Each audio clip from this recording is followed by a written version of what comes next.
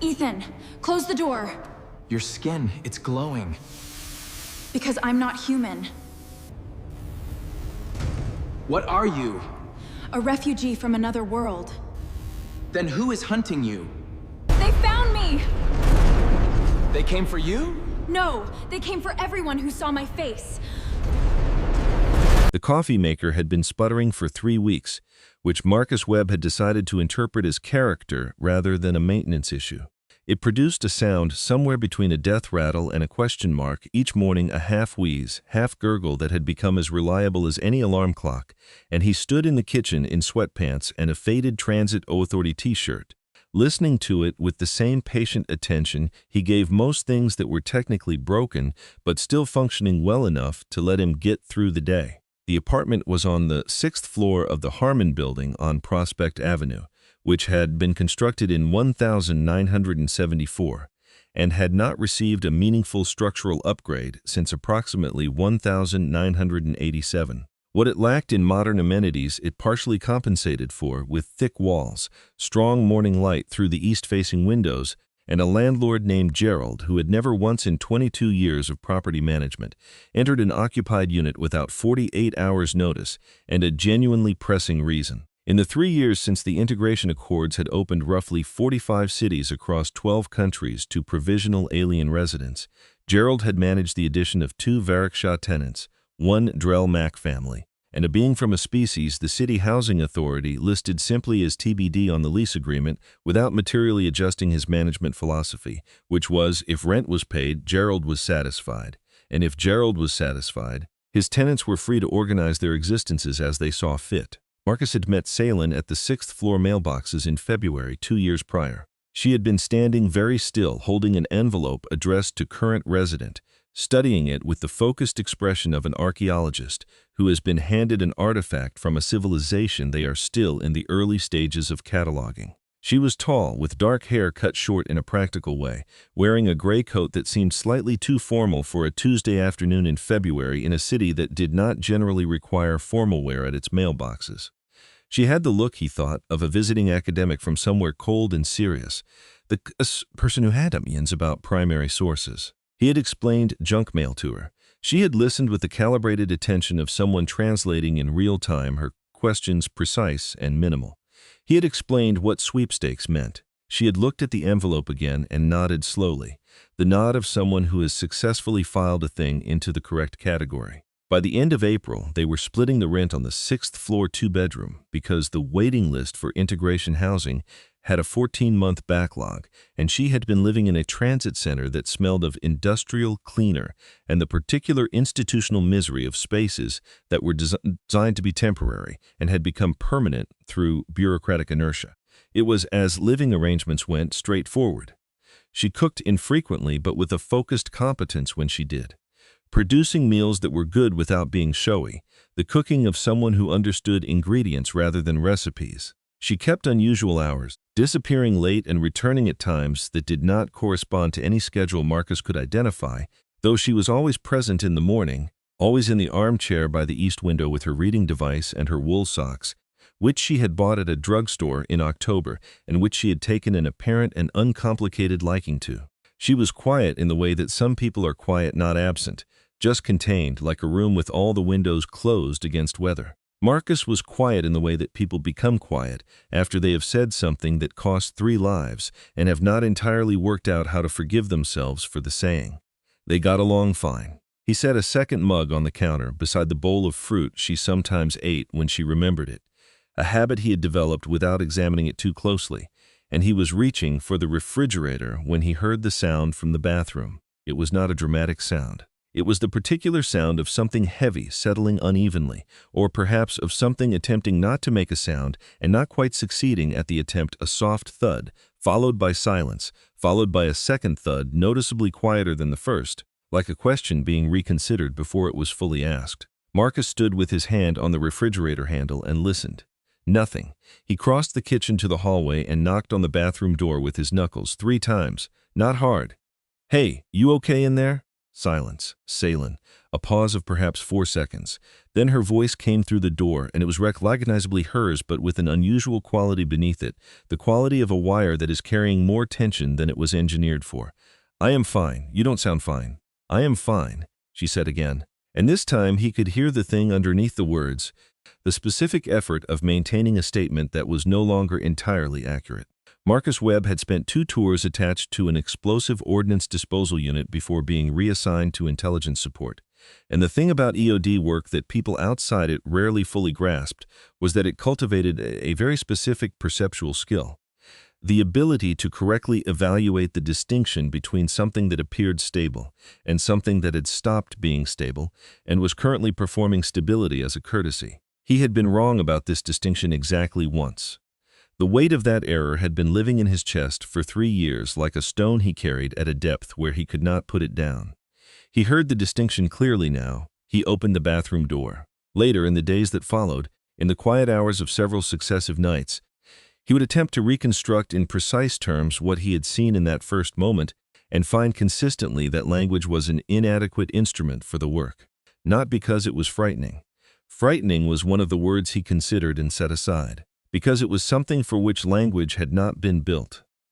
The way a ruler is not the appropriate tool for measuring the temperature of something, not because the ruler is deficient, but because the task requires a different instrument entirely. The bathroom was lit by the standard fluorescent panel above the mirror, the ordinary white light of an ordinary morning.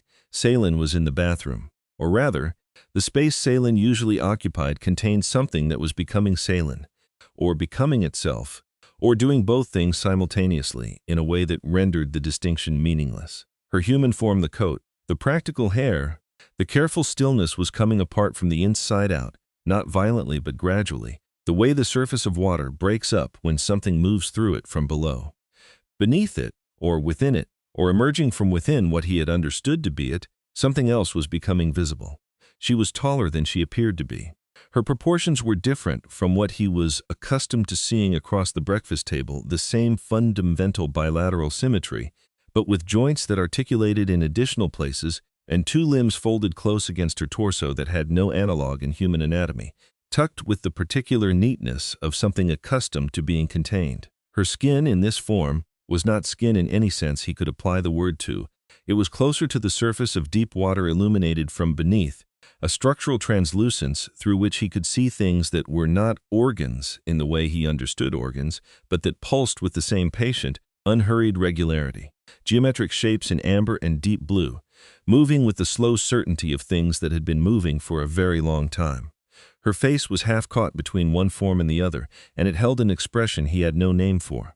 Not pain exactly, though pain was in the neighborhood. Something older than pain. Something that looked, he thought, like the effort of holding together something that had been held together too long, the particular exhaustion of maintenance that has gone on beyond its designed duration. She was sitting on the edge of the bathtub because her legs had temporarily stopped cooperating with the version of gravity she usually performed for the benefit of the world around her, and her hands, 4 of them in this moment, were braced flat against the tile on either side of her, keeping her upright through effort rather than ease. Marcus stood in the doorway for a moment. What happened next was the result of a character trait that Marcus had spent considerable time uncertain whether to classify as his most fundamental virtue or his most persistent limitation, depending on the context and his mood at the time of assessment.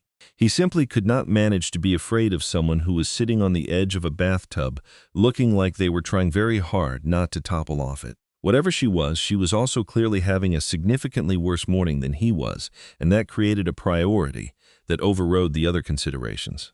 "Look," he said, "I've seen weirder things in this apartment building. You want some tea or not?" She looked at him. Her eyes in this form were not the dark eyes he was accustomed to seeing across the kitchen table. They were a deeper color, something that existed in the space between violet and the shade of sky at the very edge of night, and they held an expression that he had never encountered on any face, human or otherwise, in all his 34 years of encountering faces. Not fear, not calculation, not surprise. Although surprise was present somewhere at the periphery of it. Something older than any of those things and more fragile. And he would return to this observation repeatedly in the days that followed, something that looked, with a precision that was difficult to account for, like recognition.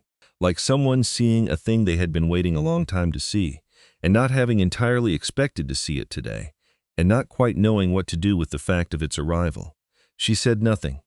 The silence stretched past comfortable and into something that had weight. Then she said quietly, "Yes, please." Marcus went to make chamomile because she had once, months ago, picked up a mug of his chamomile without comment and held it for several minutes with the air of someone who found the smell tolerable, which was the closest she had come to expressing a tea preference in 2 years. He boiled the water, found the mug he thought of as hers, without quite examining when it had become hers, put a second mug out for himself, and applied himself to the task with the deliberateness of someone using the mechanics of a familiar action to create a small protected space inside a situation that was not familiar at all. She came out of the bathroom 11 minutes later in her human form, or something close enough to it that the difference was visible only at the very edges, the way a photograph looks when the focal point was calibrated for something fractionally closer or farther away than the subject. She was wearing what he thought of as her at-home clothes: dark sweater, soft trousers, the wool socks she had discovered at the drugstore and apparently found genuinely satisfying in a way she had never thought to explain. She sat down across from him at the small kitchen table and wrapped both hands around the chamomile mug with the deliberateness of someone grounding themselves in a physical sensation. "So," Marcus said. "So," she agreed. He had many questions. He chose to start with a practical one. "You want to tell me what that was about?" She looked at the tea. "I have been unwell," she said, "for several days. The form requires active maintenance. I was not." She paused, selecting words with the precision she brought to that process, treating language as an instrument that needed appropriate handling. "I was not maintaining it adequately. You were sick." An approximate translation. "Yes. How long has this been going on?" "The difficulty began 4 days ago.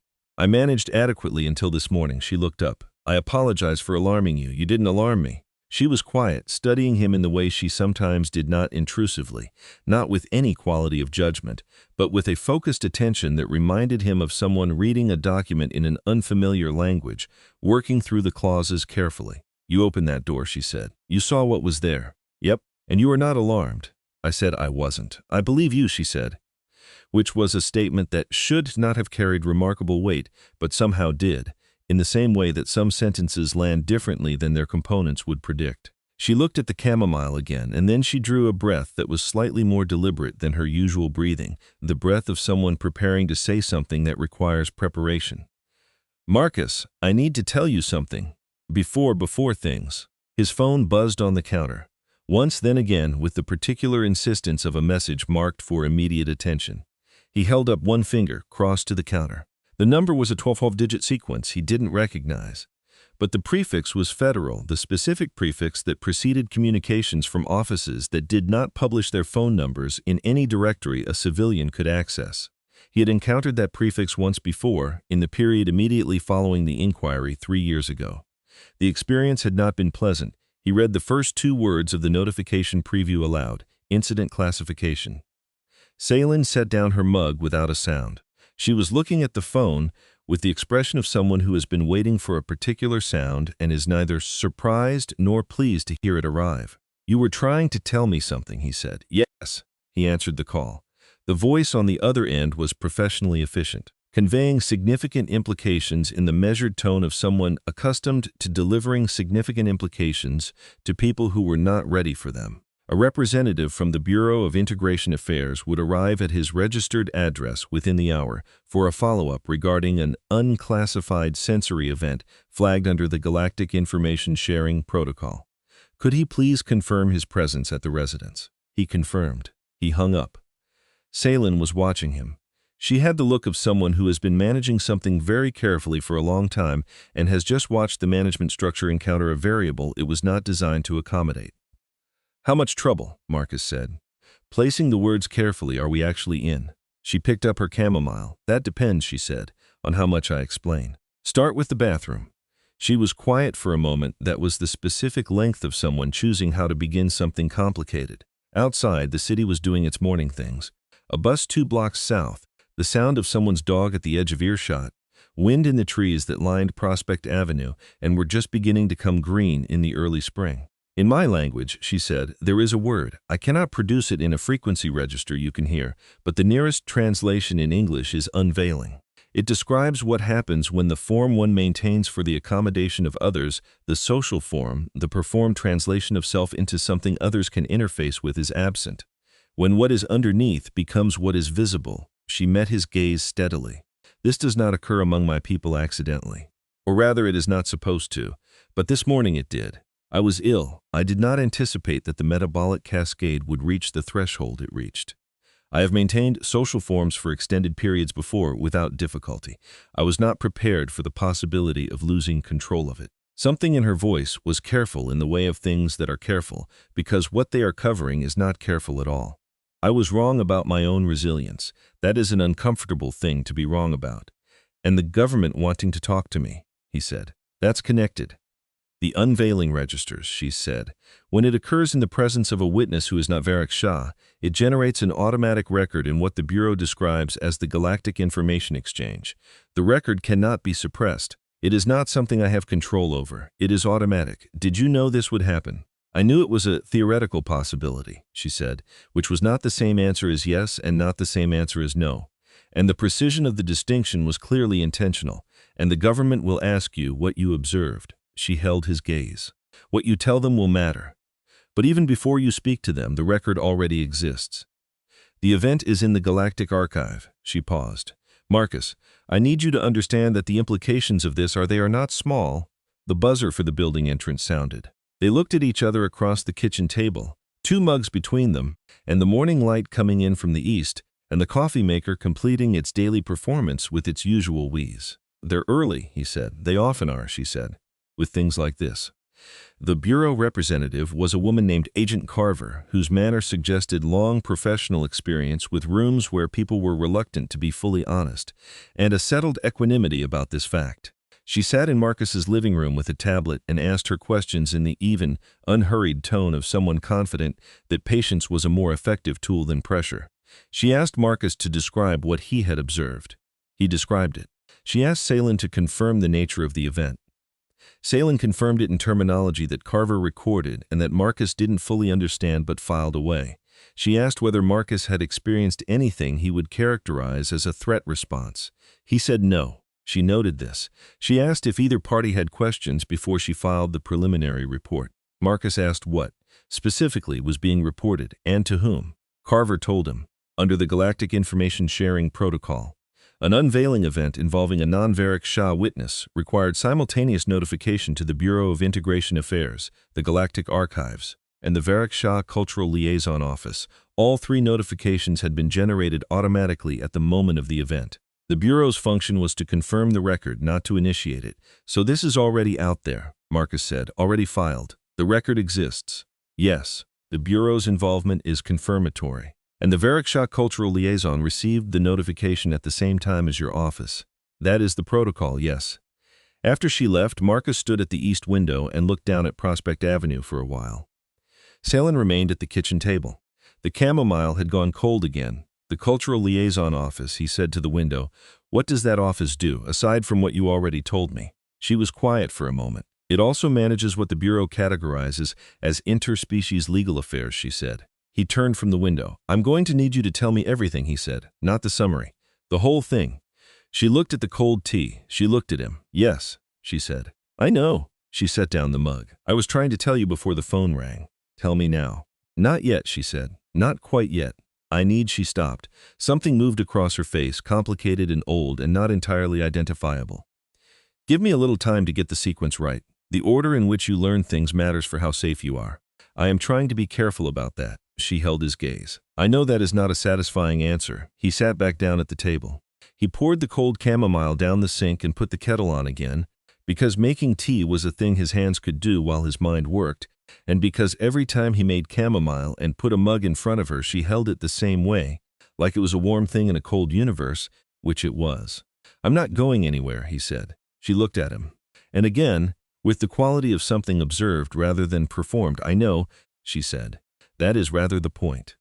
The Bureau sent 2 more representatives over the following 48 hours. The first was a specialist in what was formally described as cross-species protocol events, who spent 2 hours with Salen in what Marcus gathered was an official Varric Shah communications register, asking questions and taking the kind of notes that filled multiple pages and conveyed, by the sheer density of the notation, that the situation was being taken seriously at levels that had not been made explicitly clear to Marcus. The second was an administrator named Porter, compact and methodical, who wanted Marcus to sign 4 documents confirming that he understood the implications of being listed as an unveiling witness in the Galactic Archive and had waived any immediate claim to formal legal designation pending further bureau review. Marcus read the documents carefully. The language was impenetrable in a specific way, not obscure because the subject matter was inherently complex, but impenetrable by design. The kind of language that exists to create the impression of transparency, while preserving the real implications for people who had a different education than Marcus. He signed them anyway, because Porter had the energy of a person who would return with more documents and firmer timelines if not accommodated, and because he had developed the instinct that whatever mattered in this situation was not going to be found in the text he could read, but in what that text was built to obscure.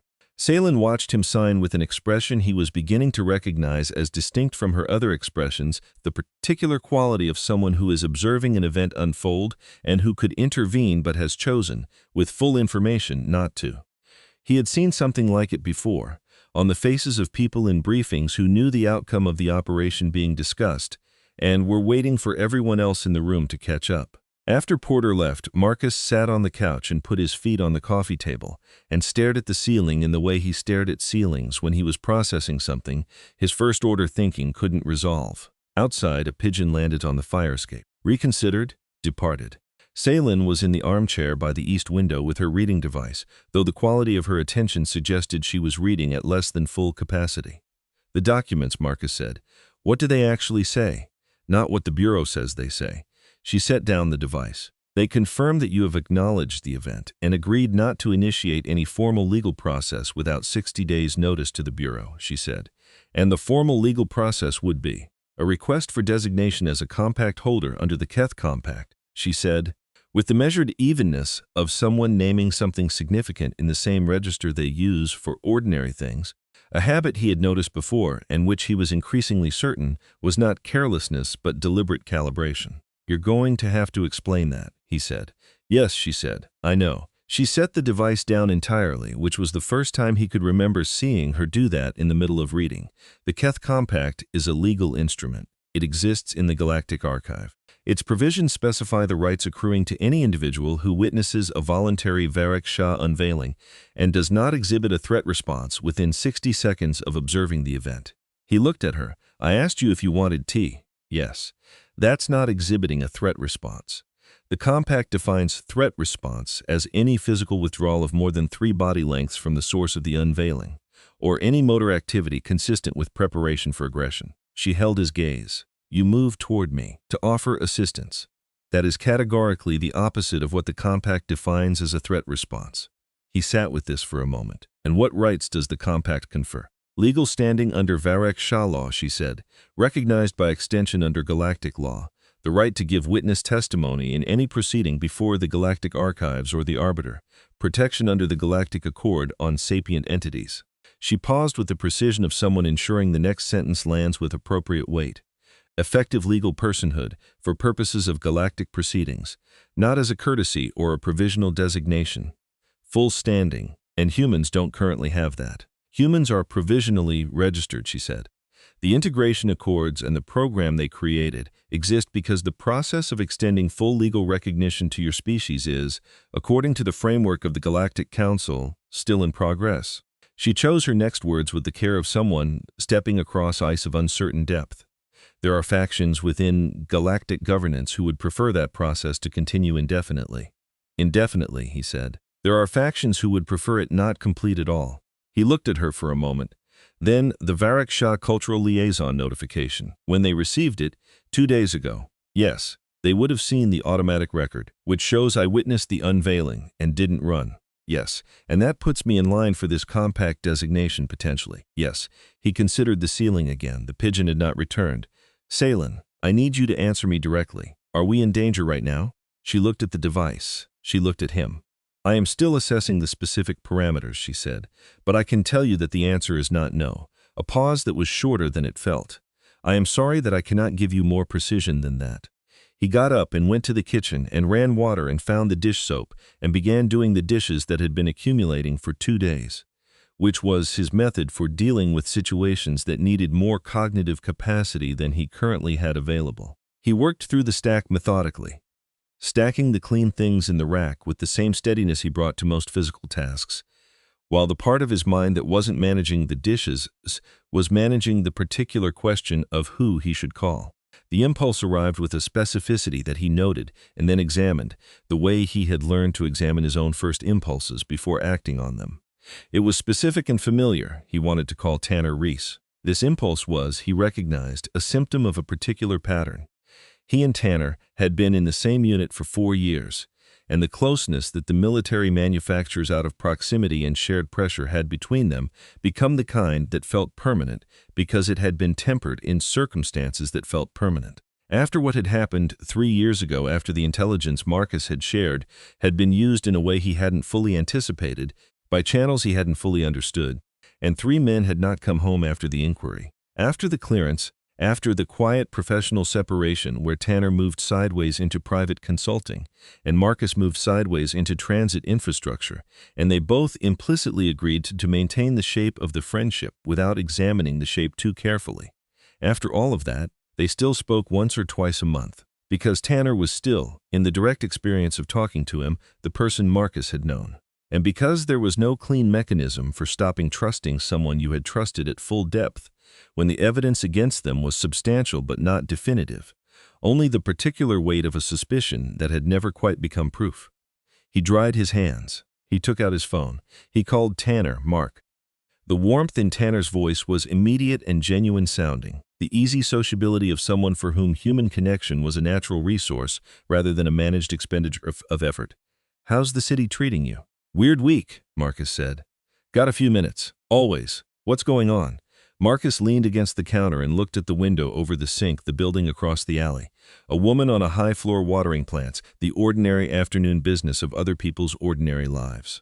He told Tanner the general shape of it, not the Keth Compact, because he was still turning that piece over and hadn't finished understanding it. Not the full scope of what Salen had said about galactic legal standing and factions who would prefer the recognition process not complete, but the framework, the bathroom, the unveiling, the bureau representatives, the documents he'd signed. The sense that the event was generating consequences at a scale that was not yet fully clear to him. Tanner listened without interrupting, which was a thing Marcus had genuinely respected about him for years. When Marcus finished, there was a measured pause. "Okay," Tanner said. "First, are you all right? Personally? That's a lot to have happen. I'm fine. Of course you are." He could hear the smile, the familiar, exasperated warmth. "You'd be fine if an asteroid clipped the building." "What about the roommate? She's okay." "She's fine. It was a medical thing. She wasn't in control of it." "Good, good." A brief pause, the specific rhythm of someone shifting to logistics. "Her name is Sorry. I don't think you've mentioned her name before. I'm just trying to keep the picture straight." And Marcus, leaning against his kitchen counter, watching the woman across the alley water her plants, operating at a level of cognitive capacity that had most of its available resources committed to the question of the Keth Compact rather than the question of this particular conversation, said, "Salen. S-A-E-L-Y-N. "She's Variksha?" "Salen," Tanner said with the neutral acknowledgement of someone filing a piece of information. "Got it. Okay, here's what I'd do in your position." The advice was good. It was genuinely, specifically good. "Find a specialist in galactic law rather than a general attorney," he said, because the integration framework had enough jurisdictional complexity that generalist approaches tended to miss things that mattered. Don't sign anything else without legal review. Keep a low profile. Avoid anything that creates a larger public record. Let the Bureau do its classification work before trying to engage with the process. All of it reasonable. All of it the advice of someone who understood how these systems worked and was trying to help navigate them. Marcus thanked him. Tanner told him to keep him posted. They ended the call with the warmth of a conversation between two people who have a complicated history and have arranged, by long practice, to maintain the parts of it that still function while not examining the parts that don't. Marcus set the phone on the counter. He had that feeling. It was a feeling he knew, had learned to know. It arrived not as a clear thought, but as something at the edge of perception, like something seen in peripheral vision before the head turns, and it's no longer there when you look directly. The feeling that a thing has just been said that shouldn't have been said. and that the window for unsaying it has already closed. He stood with this feeling and examined it. The question of what exactly Tanner had needed to know, the question of why that question had arrived, dressed in the language of simply keeping the picture straight. He went back into the living room. Seltlus was in the armchair. She was holding her reading device, but she was looking at the middle distance past it, her attention on something internal rather than the screen. "You okay?" Marcus said. She looked up.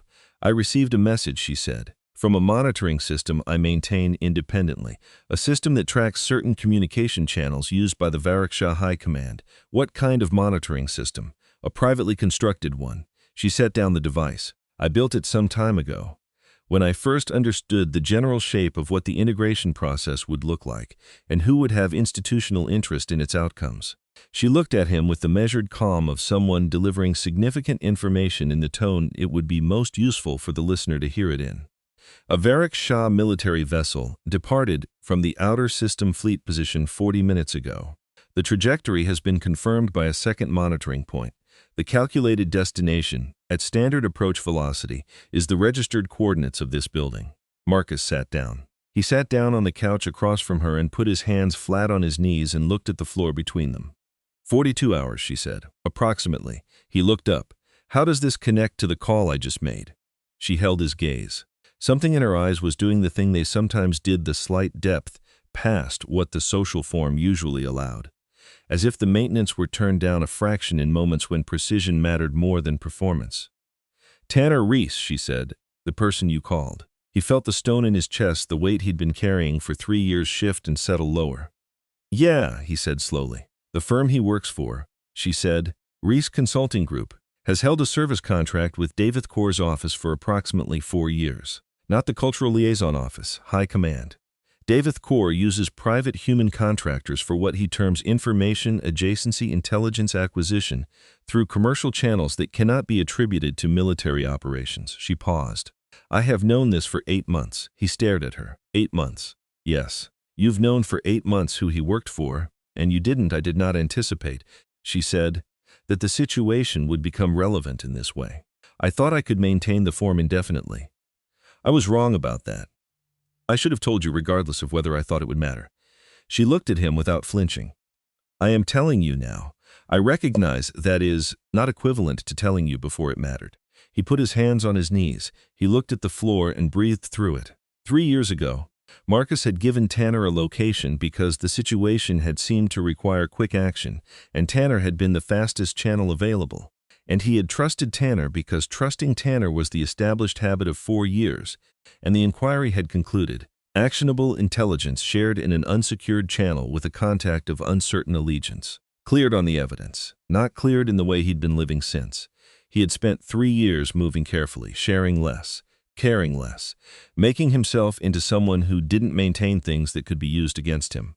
And then he had picked up the phone and given Tanner a name in the same casual register he used to recommend a gas station. "How far out is the ship?" he said. "At standard approach, 42 hours, and it's coming here specifically. The trajectory was computed from this building's registered coordinates." "Yes." He looked at her. "What does David Corps want?" She held his gaze with the steadiness of someone who has decided that honesty is more valuable than comfort. "The simplest way to suppress a galactic archive record of an unveiling," she said, "is to eliminate the witness from the record. That requires eliminating the witness. Me, you. Can he do that legally? Not under galactic law." "No." She paused. "The Variksha High Command does not always operate within what the Galactic Council would recognize as the legal framework when they assess that the stakes justify a different approach." He sat for a moment longer. The afternoon light was going orange through the east window. Somewhere below, a delivery truck double-parked and someone in another apartment banged on a radiator in protest of something that had nothing to do with any of this. "We have 42 hours, he said. "Tell me what we're working with." They left the apartment at 6 in the morning, 36 hours before the ship's projected arrival. Marcus packed the way he'd been trained to pack, what you can carry without slowing down. Nothing you can't replace if you have to drop it. A change of clothes, the emergency cash from the bottom of the desk drawer that he had kept there for 3 years, not because he genuinely expected to need it, but because the habit of preparation was easier to maintain than the habit of optimism. His phone, which he powered down and extracted the SIM from, because even people who were not professionals knew enough to know that phones with active SIMs were not private. Salen packed less. She came out of her room carrying a bag no larger than a school day pack, and in her free hand a device he hadn't seen before, smaller than the tablet she usually read on, darker, a matte material that absorbed light rather than reflecting it, about the size of a playing card held sideways. It pulsed once when she activated it, a single deep light the color of something held very still at great depth. He looked at it. Monitoring system? And more, she said. It will serve multiple functions today. They took the stairs, exited through the service entrance into the alley behind the building, made 3 turns in quick succession to break any visual line from the street, and caught a bus 2 avenues over cash fare. No tap card. Because cash fare still existed in this city, because there were enough parts of it that operated on the assumption that not every person in every situation needed to be tracked, and Marcus had never especially valued this infrastructure until the present moment. On the bus, in the back row, with the early morning city scrolling past the dirty windows, people on their way to first shifts, coffee in hand, the particular silent solidarity of public transit in the hour before the city is fully awake. Salen looked out at the street, and Marcus looked at her, and decided that the 40-minute ride across the Port District was enough time to stop waiting for a better moment. The Keth Compact, he said, quietly enough that it stayed between them. She kept her eyes on the window. A man across the aisle had his head against the glass, asleep in the practiced way of someone who commuted long distances regularly. You said it was filed in the Galactic Archive, Marcus said. I've been waiting for you to tell me who filed it. She said nothing. Salen. I filed it, she said. He let that sit for a moment, giving it the space it required. The bus lurched across a patch of rough road. The sleeping man did not wake. When? Marcus said. Approximately 800 years ago, she said, in the same tone she might use to say approximately 8 months ago, with the same implication that this was a relevant piece of information rather than a remarkable one. He processed this. 800 years ago, he said, humans didn't have spaceflight. No. She turned from the window and looked at him with the directness she deployed at moments when precision was more important than comfort. A tool she used carefully, but without hesitation when she judged it necessary. Humans were pre-catalogued in the Galactic Archive under Registry Entry 7291C approximately 5,000 years ago. The cataloging was performed by a Varric Shah survey team. I was part of that team. She held his gaze. I have been aware of your species, Marcus, for 5,000 years. I filed the compact 800 years ago when it became clear to me that the integration process, when it arrived, would be structured to delay formal recognition of your species indefinitely, in service of political interests that had nothing to do with your species' actual capacity or the merits of your recognition. You designed it, he said. The whole thing. You created the legal instrument in advance. For the possibility, she said. Not the certainty. There is a meaningful difference between those two things. Something in her voice was careful in the way of things whose carefulness is protecting something that is not careful at all. I could not predict the specific event. I could only build the mechanism and position myself in proximity to the right circumstances. And you chose Earth as your posting. Yes, this city, this building, this apartment. He held her gaze. Me, she turned back to the window, a pause that had the quality of something being assembled carefully. Yes, she said. He sat with this. Outside, the city was becoming its daytime self. The morning routines of 8 million people who did not know that in the outer dark, a Varric Shah warship was making steady, patient adjustments to its approach trajectory. 36 hours out and committed. Why? He said. The bus came to their stop. They stood and got off into the morning air, which smelled of harbor water and vehicle exhaust, and the particular cold freshness of early spring. They walked 2 blocks and stood in the shadow of a loading dock on a street that didn't yet have much traffic. She had not answered. Not yet, she said, finally. The words settled between them like something set down with care. I will tell you everything, but there is a sequence in which the information is safest for you, and I am trying to get the order right. She looked at him steadily. I am not withholding anything out of cruelty or strategy.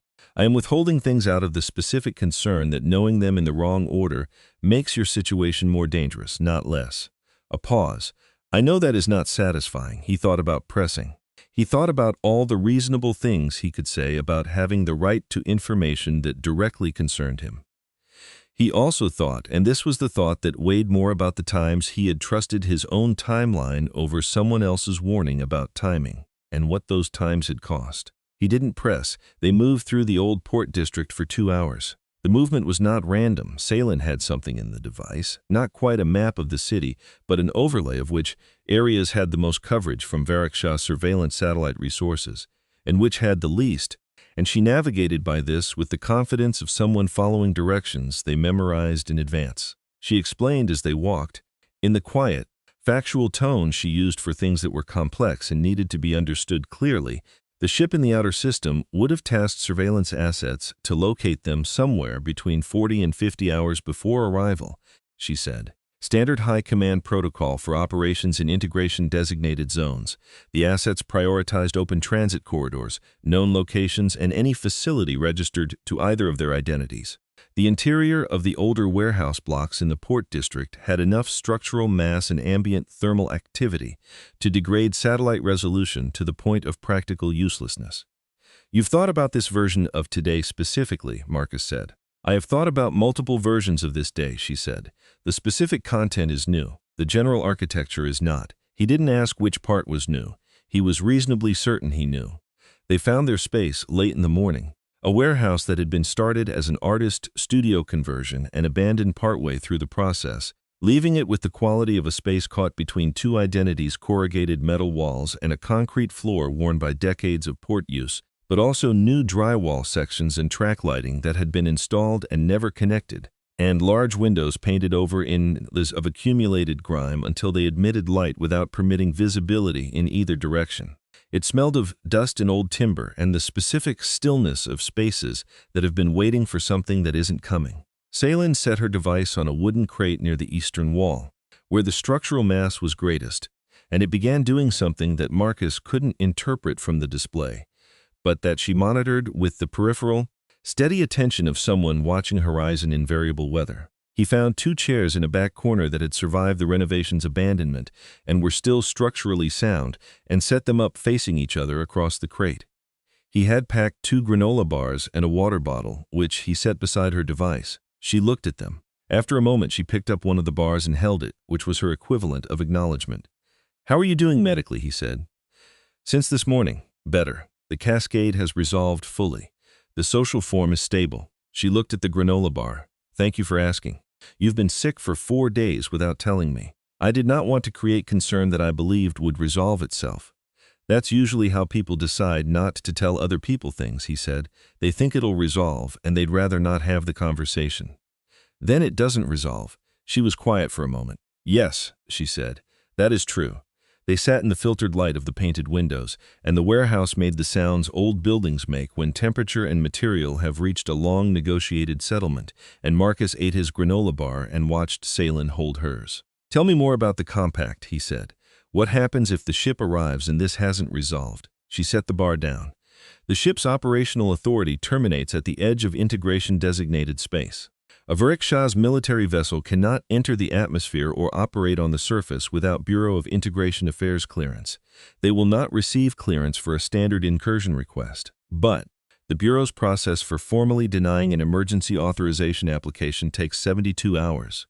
During those 72 hours, a Variksha vessel is permitted to maintain orbital presence under standard treaty protocols, and during an authorized orbital presence, individuals affiliated with the vessel through civilian contracting arrangements, individuals who are not on any military manifest can and do operate on the surface with considerably less oversight than active military personnel would receive. Tanner's firm, Marcus said.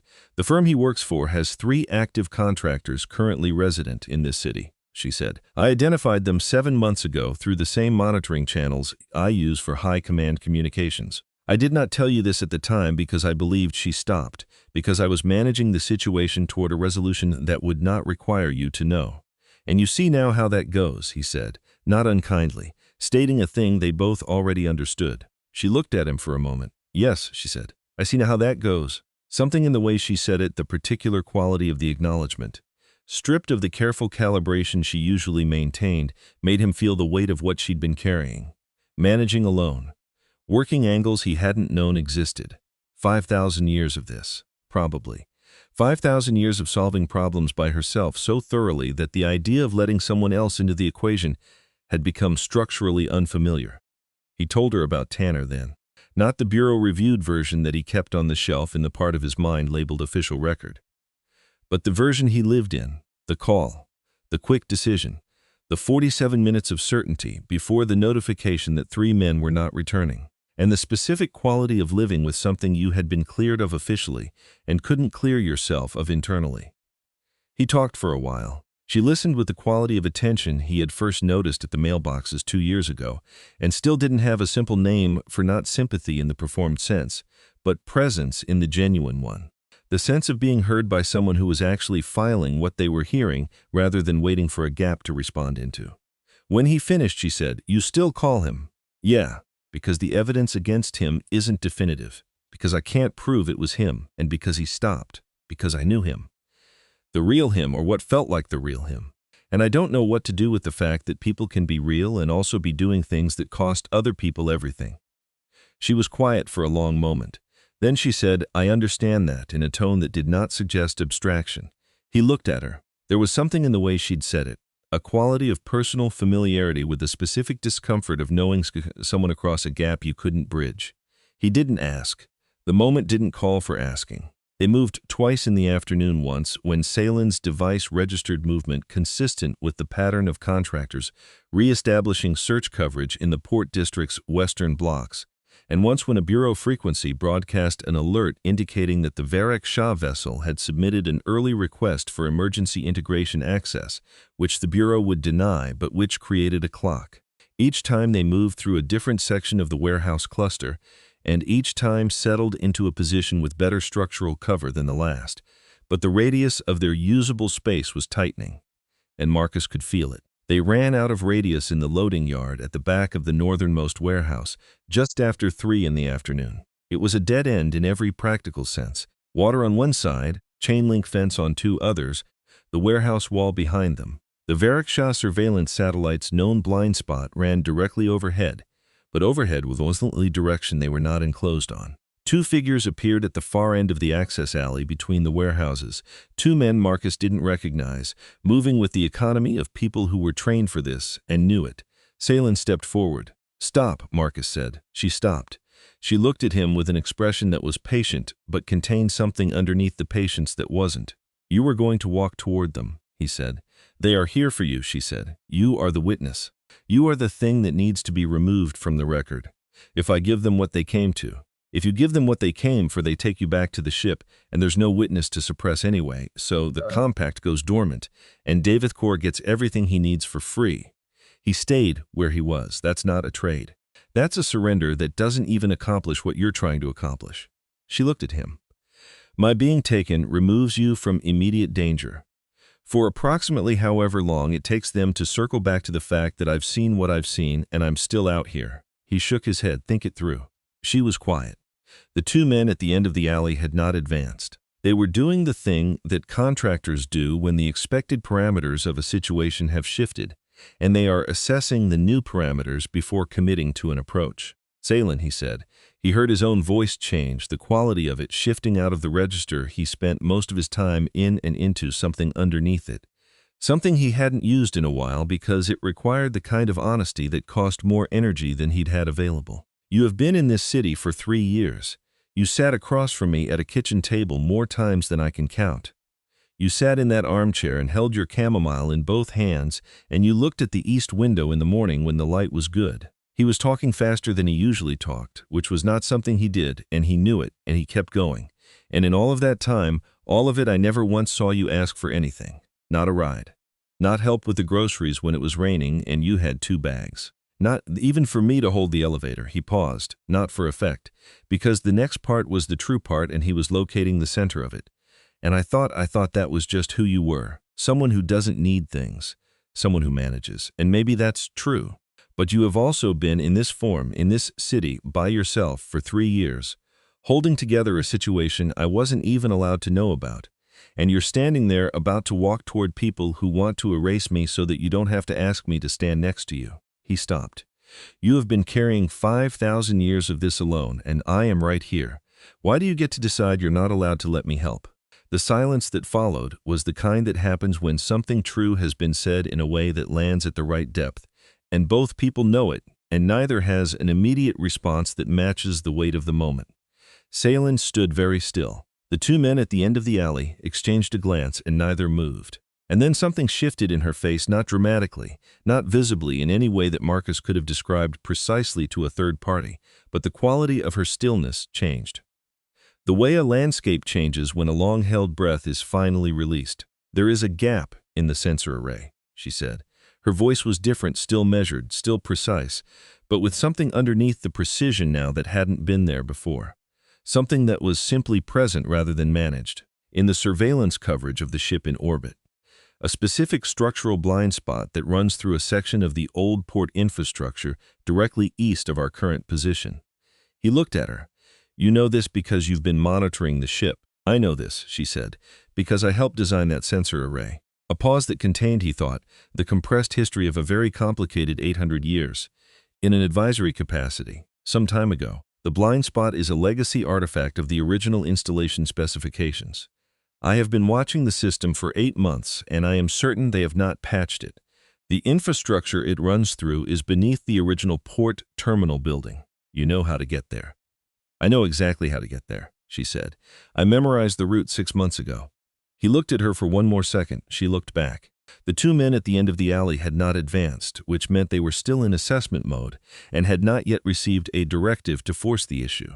"Lead," he said. She looked at him, and the expression that crossed her face in that moment was the one he had no name for, the oldest one, the one that was too complicated for its components, the one that looked like recognition of something long expected and still somehow surprising. "You are," she said, very quietly, "the only person in 5,000 years who ever offered." Then she turned and moved toward the gap in the chain link at the north end of the loading yard, and Marcus followed without hesitation, and behind them the two contractors were left with a simple retrieval situation that had become something else entirely, and no immediate instructions for what to do about that. The blind spot turned out to be accessible through a maintenance corridor beneath what had once been the main terminal building of the original port. Constructed in 1933 and since interred under 4 decades of expansion and renovation that had built the modern port infrastructure directly on top of it, without ever quite demolishing what came before. The access point was a rusted hatch set flush with the floor of a room that had served various purposes over the decades and currently served as a storage space for a marine equipment supplier who had the lease and apparently no reason to examine the floor carefully. Salen led him to it with the confidence of someone executing a route they had rehearsed in their head many times and were finally running in the actual environment. The corridor below was low-ceilinged, concrete throughout, and smelled of the harbor brine and old metal and the specific quality of air that had been the same air for a long time. A series of conduits ran along the wall, most of them decommissioned and dark. One section, near an inset in the eastern wall, still had faint activity, not electrical in any system Marcus recognized, but something that Salen's device responded to, an old receiver protocol she fed the device into as she sat on the concrete floor and established a connection. "The Galactic Archive has access nodes in integration cities," she said, working with her attention on the device, her movements efficient and practiced. "Not the nodes the Bureau of Integration Affairs maintains, older nodes installed during the original survey period. They were never decommissioned because no one filed the correct paperwork to decommission them. And you know about these because I helped install several of them," she said. "A very long time ago." The device stabilized, its display shifting into a mode he hadn't seen before, more active and complex than its usual monitoring function.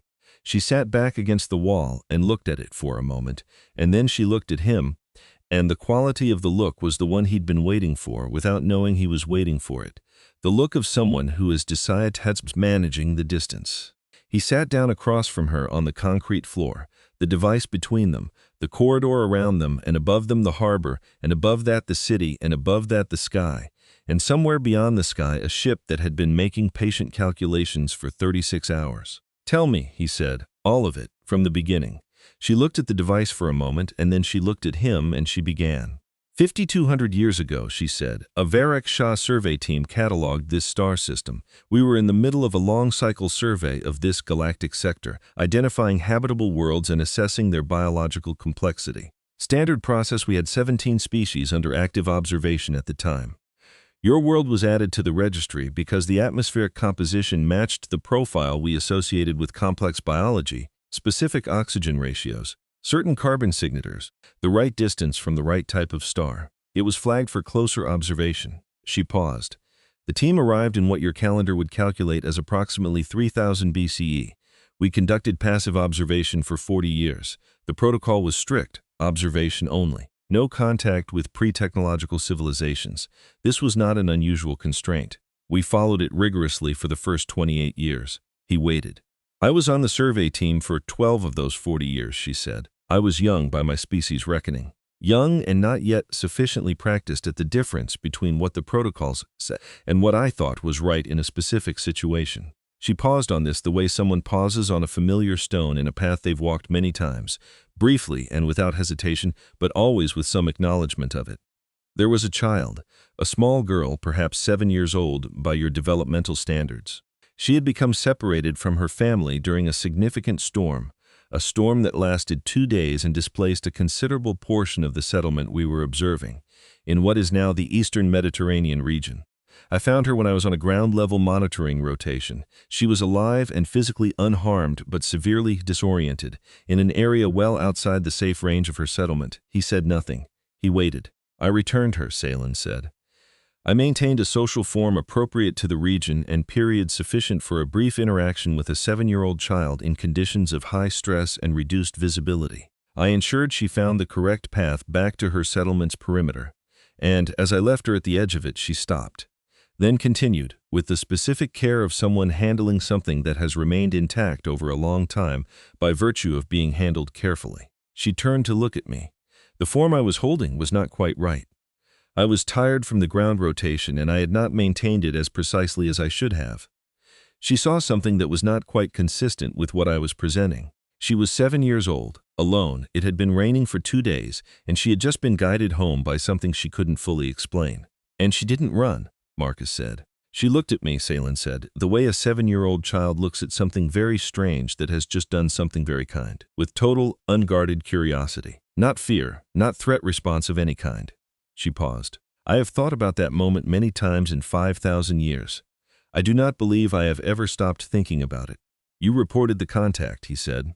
I reported it immediately, filed the contact violation report, accepted the formal censure, and spent the next 2 centuries doing penance of various professional kinds. Something in her voice was wry, almost imperceptible. The child's family name was logged in the survey record as part of the contact event documentation. The standard procedure for any registered contact, even minor ones, is a longitudinal observation note. Her family line became a case study. In the survey's records, one family tracked through the development of your civilization, as a way of understanding how contact events propagate through a lineage over time. Not every generation, but enough to constitute a meaningful longitudinal picture. She looked at him directly. Over the course of 5,000 years, that case study file has accumulated 17,000 names. He was very still. The most recent entries were added 11 years ago, she said. When I reviewed the file to assess the current generation of the lineage, your name was among the entries.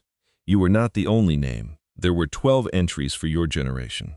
But your entry had certain notes attached to it that she paused again. The child I returned to her settlement had a quality that I have spent 5,000 years trying to put precise language to. A quality of steadiness in the presence of something genuinely unknown. Not the absence of fear. Fear is physiological. It is not something you choose or decline.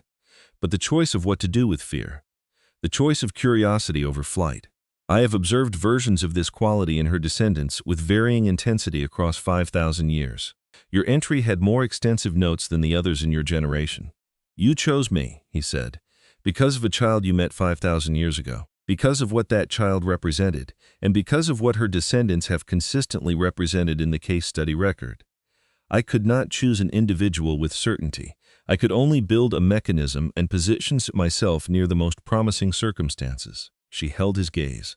When I chose to file the Keth Compact 800 years ago, I was thinking of her. I was thinking of a 7-year-old child in a rainstorm who looked at something she couldn't explain and decided to look more carefully rather than run. And I was thinking that if a species contained that capacity even inconsistently, even imperfectly, even distributed across only some of its members, then that species deserved a legal instrument that would allow one such individual to change the record. And the apartment, he said. The building, the lease. Yes, he sat with the length of it. 5,000 years. 17,000 names, a child in the rain. 800 years of a legal document waiting in an archive for the right moment to become operational. And a Tuesday morning in an ordinary apartment, an ordinary malfunctioning coffee maker, and a bathroom door. You planned this, he said. He could hear the flatness in his own voice and couldn't entirely remove it. You chose the city and the building, and you let me sign a lease and eat breakfast across from you for 2 years, and I was in a file the whole time. Yes, she said, that is true. And the unveiling was not planned. Her voice was steady, but with the strained quality he had learned to hear, the quality of something being maintained past the point where maintenance is easy. I need you to believe that even if you choose not to believe anything else I have told you. I have had metabolic cascades before. I have managed them without incident for decades. I have held social forms for periods considerably longer than 2 years without difficulty. I did not anticipate she started again. I did not anticipate that maintaining the form would become more difficult over time rather than less, because of the specific nature of what the past 3 years have been. A pause long enough to have weight. It is harder, she said, very quietly, to the device rather than to him, to maintain a performance of a thing when you have started to experience the actual version of it. The form requires that I be present in it as a translation of myself. But for approximately the last 8 months, the translation has been she stopped again, increasingly imprecise, because the distance between the form and what I actually was in this apartment had been decreasing, and I did not handle the resulting metabolic impact with sufficient preparation. He looked at her. The corridor was very still. Above them, the harbor. Above that, everything else. You're saying you were sick, he said slowly, because you were getting too comfortable. I am saying I was sick because I had stopped being entirely alone, and my body registered the change before my mind allowed me to. She looked at him. I did not plan for that. I had not believed it was something I was still capable of. He sat with this for a long time. He sat with the version that made him angry, the case study file, the strategic positioning, the years of a relationship that had been built on a foundation he hadn't been given the map to. And he sat with the version that was more complicated than angry, the 7-year-old child, and the 800 years of preparation, and the specific quality of someone who had been doing everything alone for so long that their body had to override their mind before they would stop. He was still sitting with it when the device made a sound he hadn't heard before, 3 ascending tones, sharp and clear, cutting through the corridor's quiet like a notification of something that required immediate attention. Salen moved to the device instantly, all of her focus suddenly and completely on the display. High Command Channel, she said. Someone is requesting a direct connection to this archive node. David Kors, Marska said. Yes. He found the blind spot. He cannot locate us within the blind spot. The sensor degradation is still effective. She looked up, but the archive node's activity is visible from outside the blind spot. He knows we are connected. He is requesting a communication, not sending a retrieval team. She held his gaze. I can decline the connection. No, Marcus said. Take it. She studied him for a moment with an expression he couldn't fully parse. Then she accepted the connection. The voice that came through had a quality that changed the dimensions of the corridor. Without raising its volume, it was not a loud voice. But it was a voice that had been authoritative for so long that authority had become indistinguishable from its other properties, like a stone that has been carried against a current for so long that the current has polished it into a shape it cannot remember not having. Mr. Webb, the English was precise, slightly formal, with the specific inflection of someone who learned a language produced by people who were themselves not native speakers. I appreciate your willingness to communicate. Hi, Commander, Marcus said. He was guessing at the title. The absence of correction confirmed it. I will be direct, David Kors said. Your species values directness in adversarial discourse, and I see no advantage in performing otherwise at this stage of the situation. A pause calibrated for effect. A galactic archive record exists documenting an unveiling event in which you are listed as witness. This record, combined with the Keth Compact filed by the individual you know as Salen, creates a legal pathway toward formal galactic recognition of your species as fully sentient beings under galactic law. I am confident that you understand why this outcome is not currently desirable from the perspective of stable galactic governance. You're worried about humans, Marcus said. I am concerned, David Kors said, about the speed and scale at which your species propagates, adapts, and reconfigures whatever structure it finds itself placed within. The Galactic Council has maintained the current framework of civilization for 12,000 years. Your species has had meaningful interstellar capability for approximately 40. The integration process was designed to calibrate the pace of your inclusion in that framework to a speed that did not destabilize systems that have taken 12,000 years to build. A pause. Extending full legal personhood to every member of your species on the basis of one individual's behavior in one bathroom on one morning is not a calibrated outcome. It was a really unusual morning, Marcus said. A pause.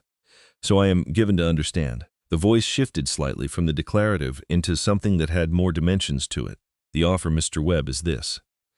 The compact requires formal confirmation from the witness. The archive record exists, but the compact's legal force requires your explicit confirmation, your attestation, that the unveiling was voluntary on the part of the Varek Shah individual and was observed without threat response on your part. If you decline to confirm, the record remains in the archive, but the compact does not activate. It exists as notation in an unveiling record, nothing more. A pause of specific length. If you decline to confirm, I will personally ensure that this event is classified by the Bureau of Integration Affairs as a medical event with no legal significance, that no further action of any kind is taken against you or against the individual known as Salin, and that her residential posting to this city is extended indefinitely without restriction from high command. The voice settled into its most level register. She remains here, with you, free of any obligation to high command. I believe you understand what I am telling you. Marcus looked at Salin. She was looking at the device. Her hands were flat on her knees, very still. And if I confirm, Marcus said. If you confirm, David Core said, the compact activates. The implications for galactic law are significant. My response would be required to match the significance. A pause. I would prefer not to be in that position, but you will be. If you confirm, I will be required to take actions I would characterize as unfortunate but necessary. And right now you're offering me the other version. I am offering a resolution, David Core said, that costs you nothing of real consequence and preserves everything that you appear to value. Your safety, her freedom, the arrangement you have evidently found satisfactory. A pause with the quality of something being set carefully in front of someone and left there. Consider it. Marcus looked at Salin. She had not looked up from the device. Her expression was the most still he had ever seen it. Still in the way of something that is not calm, but has chosen to be precise in place of whatever it is instead of calm. How long do I have, he said. The ship enters integration space in 19 hours, David Core said. After that point, the situation becomes less flexible in ways that will disadvantage you and everyone in your building. I would suggest that promptness serves everyone's interests. I'll be in touch, Marcus said. He closed the connection. He sat for a long time with the device in his hands and the confirmation interface on the screen. A single text field, his name, waiting, a 5,000-year-old mechanism, and his decision about whether to fire it. Salin was watching him. If I confirm it, he said, and the Arbiter rules in our favor.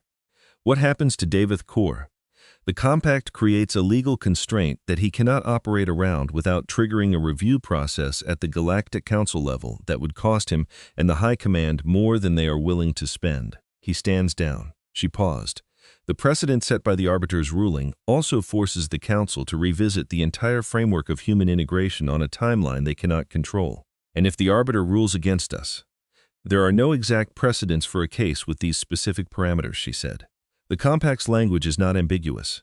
The registry entry it references predates the current galactic standing framework by 5,000 years. I believe the case is strong. She held his gaze. I wrote it to be strong, but David Core will have the processing window 6 to 12 hours while the Arbiter analyzes the submission.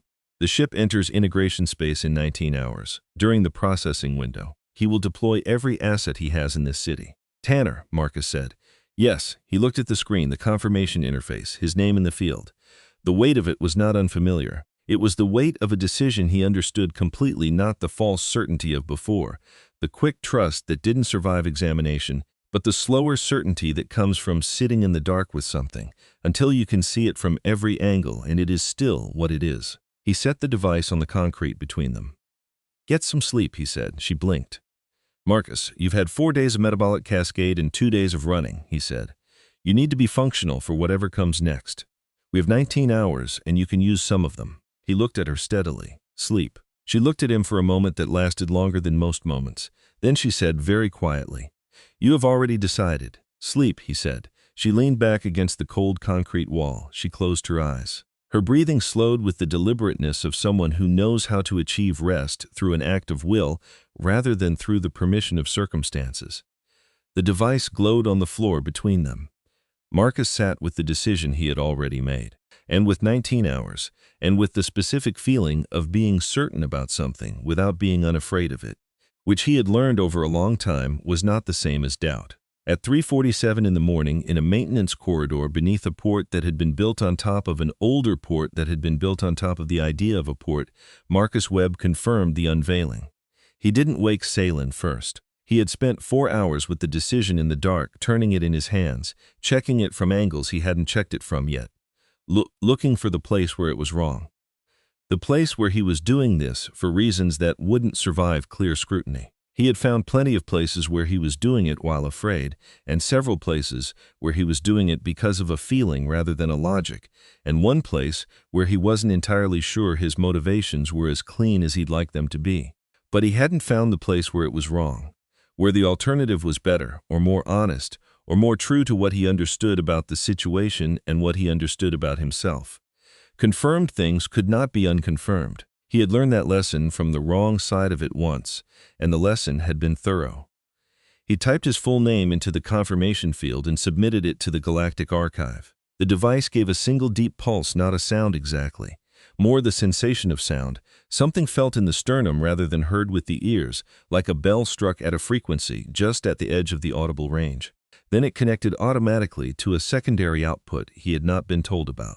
A broadcast function, a channel that Salen had described previously as the Galactic Open Frequency, the channel used for archive submissions that were designated matters of galactic public record, observable by any registered entity with a receiving device and the basic credentials to access the archive's public layer. Salen had known this would happen when she built the system.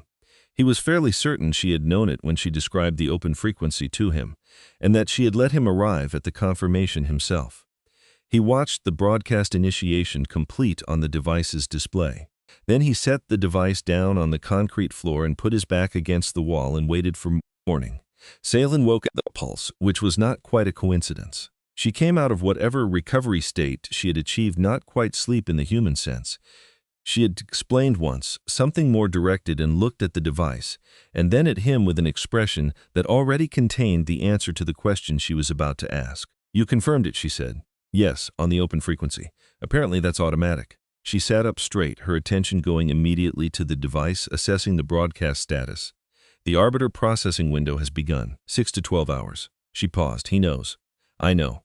He looked at the device. "How long until the ship enters integration space?" 19 hours and 4 minutes from now," she said.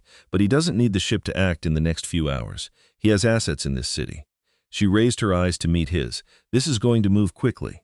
"I know," he said again. "Tell me what we need." She was already working. The Bureau of Integration Affairs had a satellite uplink she could access through the archive node, and she used it to monitor the city's emergency communication channels, not to interfere, but to know what was happening at the edges of what was coming toward them. She watched Davith Corps' contractors re-establish their search grid in the port district with the systematic efficiency of people who had done this work before and understood that methodical coverage beats speed in terrain like this.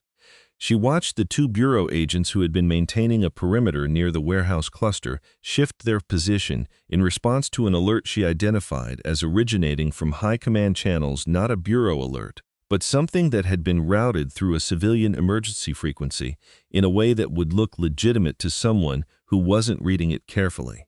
"He's moving them," Marcus said, watching over her shoulder. "He is creating conditions that will make the Bureau's perimeter less effective without directly challenging Bureau authority," she said. "He is very good at this. He has had 12,000 years to practice. What's our window?" She looked at the display for a moment. "The arbiter will rule somewhere between 6 and 12 hours from the confirmation. We are at hour 2. Davith Corps' best operational window is between hour 4 and hour 8, before the ruling makes his legal position untenable, but after his assets have had time to narrow our location. So we hold for 4 to 8 more hours, in a position he cannot locate precisely," she said. "We're in the blind spot, for now, but the node's activity narrows the range of our possible location for him even if he cannot see us directly. Each hour reduces the ambiguity." She looked at him. "He will find the access point. Then we need a contingency for when he does." "Yes," she said.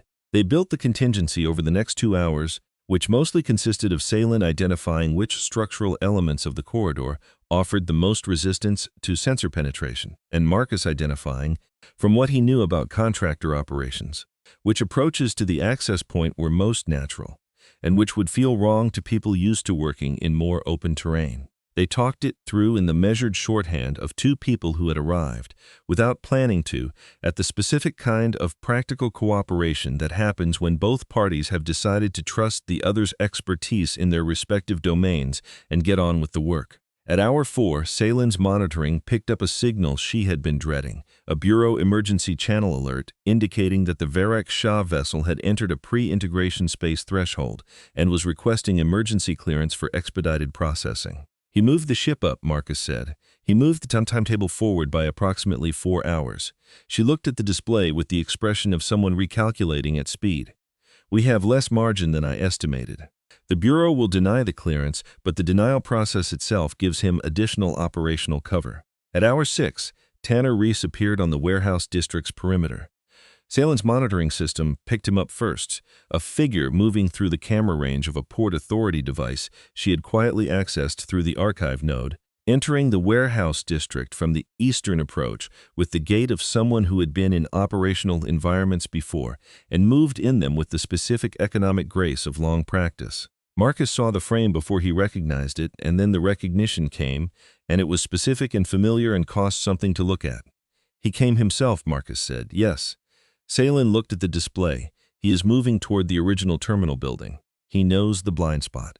He knows the general area. Davith Corps' contractors have narrowed the probable location to a 3-block radius. Tanner Reese knows how to work a 3-block radius, 12 minutes.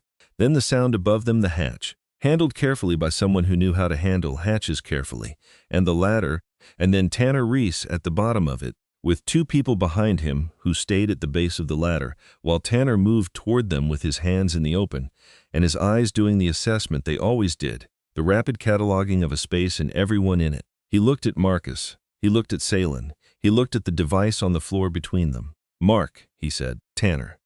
In the low light of the corridor, Marcus could see the lines in his face that hadn't been there 4 years ago, the specific kind of wear that settles into people who spend a long time making decisions in complicated spaces. He looked like what he was, a competent person who had spent years trying to manage a situation that was larger than his information and had arrived at the moment where that gap became visible.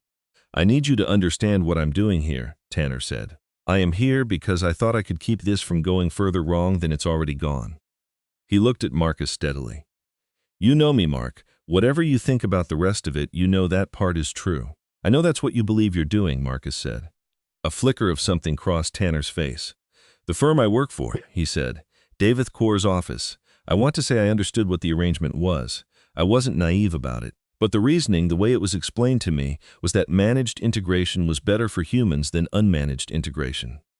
That having someone inside who understood how to work within the High Command's framework was better than not having that.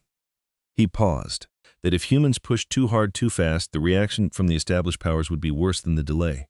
That's not wrong as reasoning, Marcus said. It's just wrong about who benefits from it.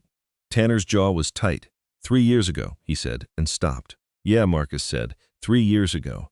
I didn't intend, he stopped again. The parameters I was working with were incomplete. I was told those channels were secure. You told me those channels were secure, Marcus said, and I believed you, and 3 people are dead. He heard his own voice and did not adjust it. He was not angry, exactly. He was looking at the truth of a thing clearly, which was different from anger. I'm not Tanner. I'm not standing here to rehash it. But I need you to hear that it's the same mechanism. Someone gave you incomplete parameters. You worked within them. And then reality arrived outside the parameters, and someone paid for the gap. Tanner looked at him for a long moment. The 2 people at the ladder had not moved. What I'm asking you, Tanner said quietly, is to give me the device. Let me take it to Davith Corps. The confirmation gets withdrawn, the compact doesn't activate. The ship pulls back, everybody goes home. The Bureau files it as a medical incident. No further action. His voice had dropped into its simplest register, stripped of the professional warmth he carried as a tool, down to what was underneath. You and her, Mark, you get to keep what you have. That's what he's offering. I know what he's offering, Marcus said. Then you know it's a real offer. He doesn't need to offer anything. He can wait for the Bureau clearance to lapse and move his people in regardless. He's offering because this whole thing has gotten complicated enough that he wants it to stop being complicated. He's offering, Marcus said, because if I confirm the Arbiter rules and the ruling goes the way Salen believes it will, he doesn't win, and he knows it. He looked at his old friend. If the deal was as good as the offer makes it sound, he wouldn't need to offer it. He'd just wait. Tanner was quiet. You know I'm right, Marcus said. I know you might be right, Tanner said. I also know you might be wrong, and that if you're wrong, the cost is considerably higher than if you're right. His voice was very even. I'm trying to protect you from the wrong version. I know that too, Marcus said. You've always been trying to protect people, Tanner. You're just consistently wrong about who has the best information about what that requires. The silence that followed was the kind that has a specific weight. Not empty, full of everything that was true, and everything that couldn't be taken back, and everything that had been left unsaid in 2 years of monthly phone calls, with a shape where the real subject should have been. Then the hatch above them opened again. Not Tanner's people were at the ladder. This was a different team, entering from above with the efficiency of people who had spent the prior 6 hours narrowing a 3-block radius to a specific access point, and had arrived at the moment of commitment. 3 of them, Varric Shah in surface operation gear, moving fast with the practiced assurance of a high command tactical unit that had been told to resolve a specific problem as quickly as possible. Marcus had about 2 seconds to understand what was happening. In those 2 seconds, several things happened simultaneously. The Bureau agents who had been maintaining a perimeter on the surface, monitoring the same channels Salen had been monitoring, arrived at the hatch from outside and came down the ladder directly behind the high command team, because the Bureau agents had been watching for exactly this kind of incursion, and had arrived approximately 45 seconds after it began.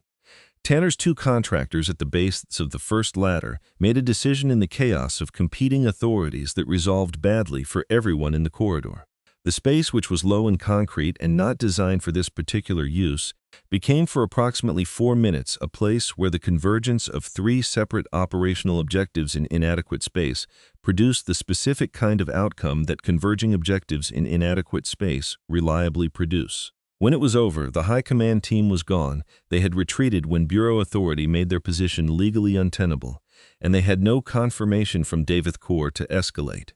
Tanner's contractors were down. 2 Bureau agents were unhurt, and one was managing a shoulder injury with the practiced stoicism of someone whose job description had always included this possibility. Tanner was on the concrete floor near the base of the ladder. Marcus was beside him. He did not remember crossing the corridor to get there. He was just there, the way he was just there in the bathroom doorway 2 weeks ago, the instinct to move toward rather than away, operating before the mind caught up with it. Tanner looked at him. His eyes had the quality of something looking for a fixed point and finding Marcus's face adequate to the task. "Mark," he said, "the 3 guys?" He stopped, breathed carefully. I want to say that I knew what happened. After, I found out what happened, and I told myself there were parameters I hadn't had, that if I'd known." He stopped again. "Tanner," Marcus said, "I need to say it." "Okay, I knew." His voice was very quiet. "Not before, but after I found out.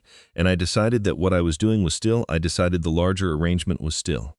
He stopped. "I know," Marcus said.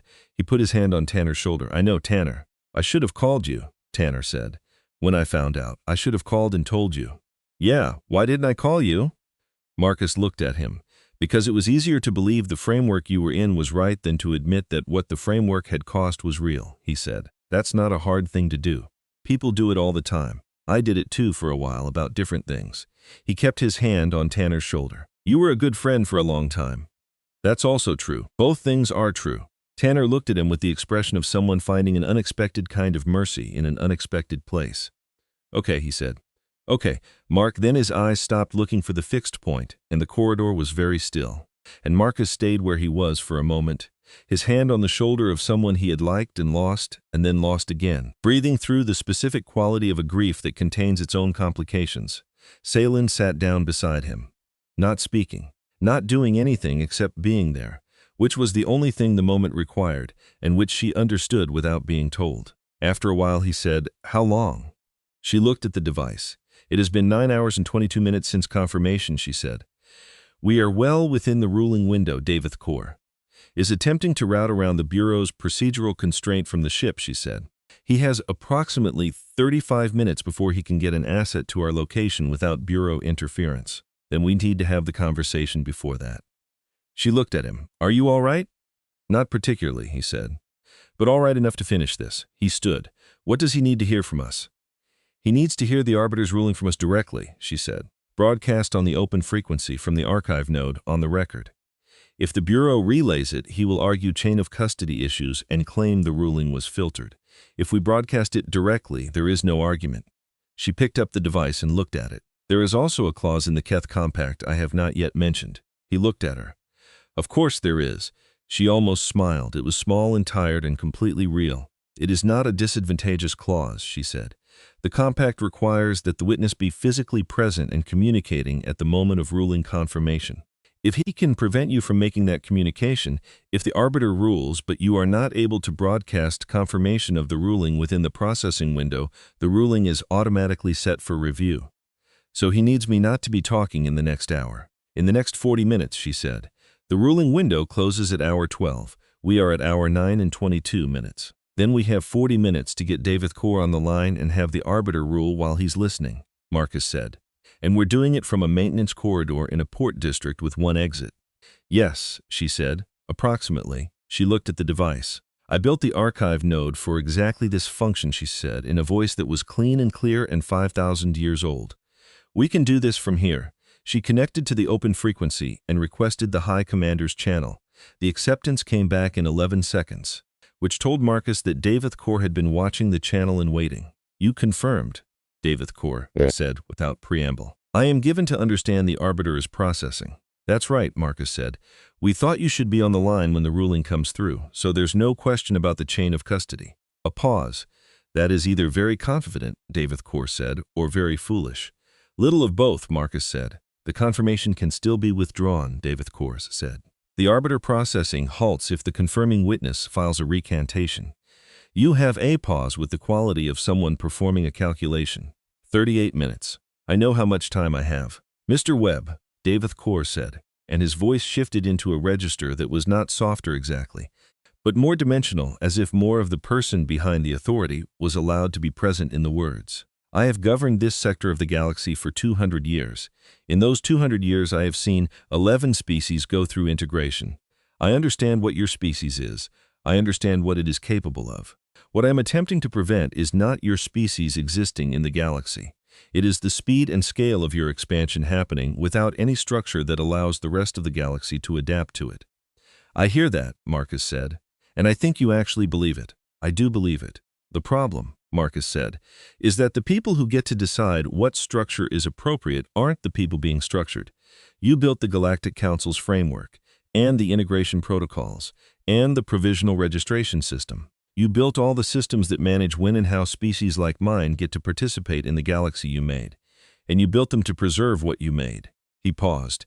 That's not the same as building them for us. A silence. Salen, David Core said. And for the first time in the conversation he addressed her directly. You have been a Varek Shah citizen for 5,000 years. You have served this species and this council. What you have done here is what I have done here, Salen said. Speaking for the first time in the channel, her voice clear and unhurried, is what I should have done 800 years ago when I filed the compact, rather than waiting for circumstances to force it into use. I should not have let it sit in the archive as a contingency. I should have advocated openly for its activation. She paused. I was afraid of what it would cost me. I was wrong about what that cost should weigh against. She did not look at Marcus as she said this, but he felt the weight of it in the corridor, the way you feel, the weight of something true being said clearly and without hedging. The arbiter will rule incorrectly, David Core said. He had lost the dimensional quality his voice had briefly contained. He was back inside the authority, all of it. There are no precedents for a case of this type.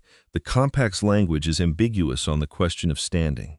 The ruling will be challenged at the council level, and the challenge will take years, and during those years, your species will remain exactly where it is. Maybe, Marcus said, but the ruling will be on the record, and the record will be broadcast, and every species in the galactic archive that has a receiving device is going to see what the arbiter does with it. He looked at Salen. She looked back. That's something.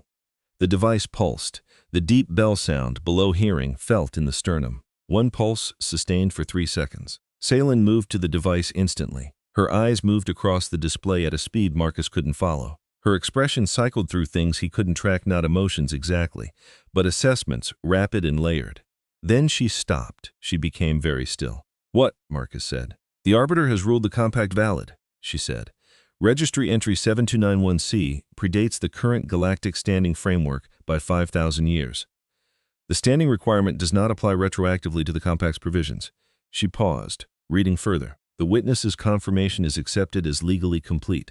The compact activates." She stopped. "But," Marcus said, "there is a secondary finding." She was quiet for a moment that stretched. Then she read aloud, carefully, her voice precise. "In processing the witness confirmation record, the Arbiter has identified an anomaly in the witness's decision-making pattern that falls outside all current predictive frameworks for sapient behavioral optimization. Specifically, the witness's voluntary submission of a confirmation that simultaneously activates legal protections for the witness while removing the witness's sole legal shield, in that the confirmed compact was the only legal protection available to the witness at the time of confirmation, represents a decision type that generates a probability result of less than 0.03% under every existing galactic optimization model for sapient self-interest." She paused again. "The Arbiter therefore recommends mandatory reclassification of species registry entry 7291C from provisionally registered to unmodeled sapient entity, with full legal personhood protections applicable to all members of the species, pending the Galactic Council's development of an appropriate interaction and governance framework." She stopped. He waited. "And then there is a note," she said. "A note," he said. "The note says, an entity whose decision architecture cannot be modeled by existing frameworks cannot be governed by protocols designed for modeled entities. It is the recommendation of this Arbiter that the Galactic Council approach Species Registry's entry 7291C as an unknown variable and proceed accordingly. Engaging with an unknown variable through suppression is less viable than engaging through incorporation." The corridor was very quiet. "You won," Salin said, "by being impossible to calculate." "I wasn't trying to be impossible to calculate," he said. "I know." And something in her voice had the quality of something that has been held very carefully for a very long time and can now finally be set down. That is precisely why it worked. Davith Core had not disconnected. In the silence that followed the ruling, Marcus could hear the open channel, the faint background of the Galactic Archives relay, the frequency that every registered entity with a receiver was currently watching. Davith Core was on that channel. Everyone was on that channel. "Hi, Commander," Marcus said. "I am here," Davith Core said. His voice had the quality of something that has been certainty and is now completing the process of becoming something else.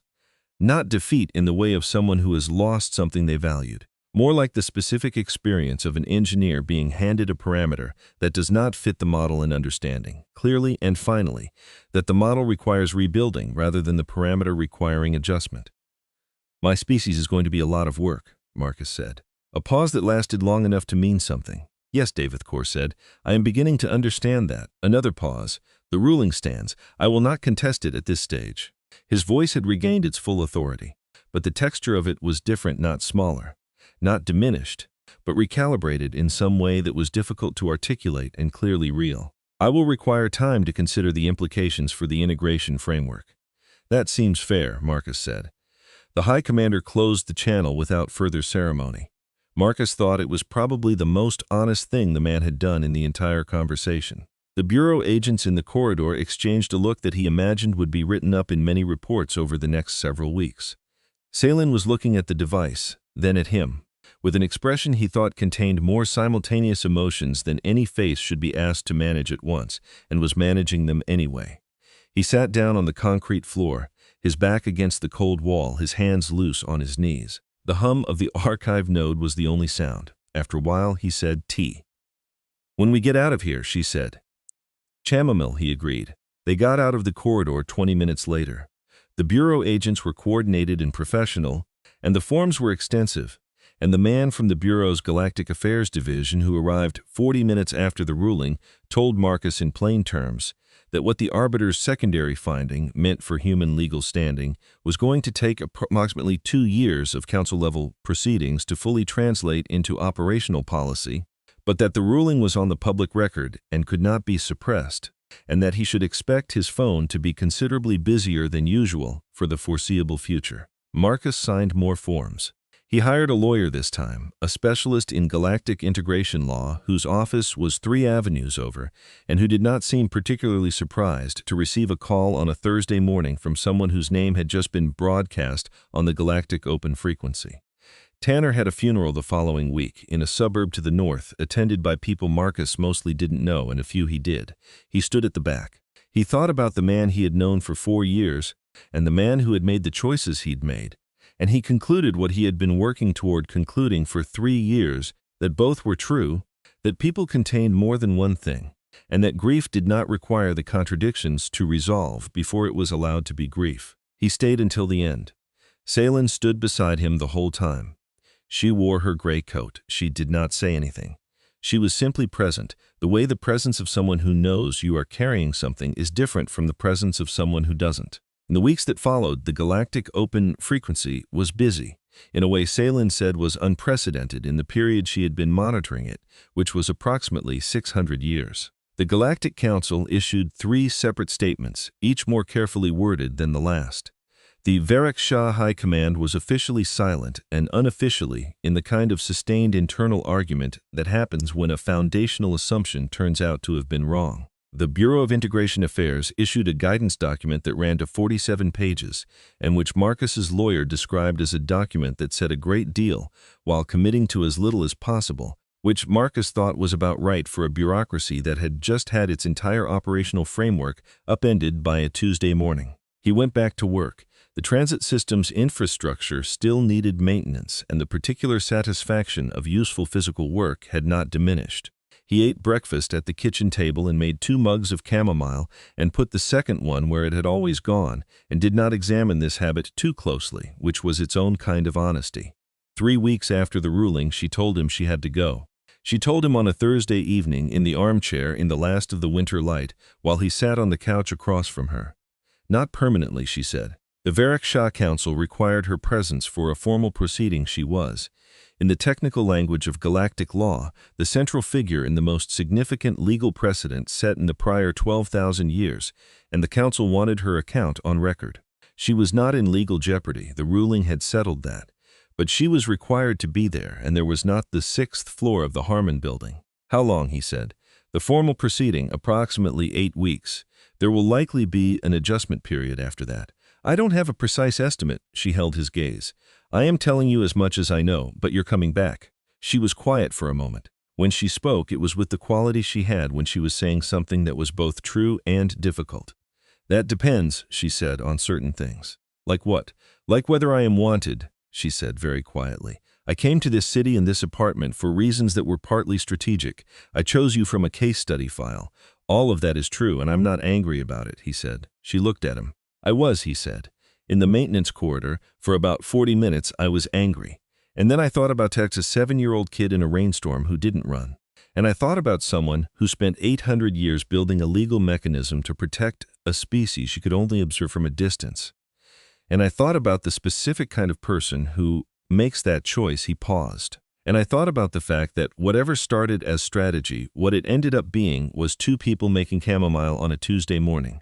And that's not strategy, that's just what it is. She was very still. Still in the way of something that has been in motion for a very long time and is discovering for the first time in that long time that it is allowed to stop. I will be back, she said after a moment. That was not the question I was really asking. I know, he said. The answer is yes anyway. She stood. She had packed a single compact case, the device, her essential things. The wool socks were still in the drawer in her room because she would need them when she returned. He walked her to the door. She paused in the doorway. The hallway light was the ordinary fluorescent light that had been in the hallway since 1974 and had been changed out by Gerald at irregular intervals without ever being upgraded. Ordinary light in an ordinary hallway. At the end of a very unusual several weeks, and then she let the social form go. She stood in the doorway of apartment 6C in her true form, the translucent structure, the bioluminescence pulsing with patient amber and blue, the limbs folded with their characteristic neatness, the depth of her that was not visible in the social form fully present and no longer managed down into something more easily interfaced with. She was entirely, simply herself, for the second time in his presence, And the difference from the first time was that she chose it. She stood in the doorway of apartment 6C in the fluorescent light of the Harmon Building's 6th-floor hallway, and she looked at him with eyes that were not dark and ordinary, but were the depth and color of the space at the edge of night. And in them he could see something that had been there at the beginning, something that looked like recognition. And he looked back at her with the same expression he had worn in the bathroom doorway, the expression he apparently always had when he was looking at something that should be frightening, and finding instead that he was simply looking. "Come home safe," he said. She was quiet for a moment that had weight and warmth and the specific quality of something that has waited 5,000 years to arrive and has no interest in being rushed now that it has. "I will try," she said. It was the thing she had not said to anyone in 5,000 years. It was the simplest sentence she had ever meant completely. She picked up her bag and walked down the hall toward the stairwell. She did not look back, not because she didn't want to, but because some things are best preserved in their exact form, and the shape of this particular moment was something she intended to carry intact for a long time. He stood in the doorway until the stairwell door closed. Then he stood there a moment longer. Then he went inside. The coffee maker was already beginning its morning sputtering, ahead of schedule, which it had been doing since the second week of February, when the internal timing mechanism had started to drift, and he had decided this, too, was character rather than a problem that needed solving. He went to the kitchen and he poured 2 mugs and he set one where it had always gone. He sat down at the kitchen table. The east window was beginning to lighten. Somewhere below, the city was starting its morning. The ordinary commerce of 8 million people going about the business of their ordinary lives in a world that was, as of 3 weeks ago, somewhat different than it had been before, though most of those 8 million people would not understand exactly how different for another year or two, when the Council's proceedings concluded and the Bureau's guidance resolved into something operational, and the fact of an unknown variable in the galactic framework began to produce the specific kind of consequences that unknown variables always eventually produce. He drank his coffee. He held the other mug and waited for the light.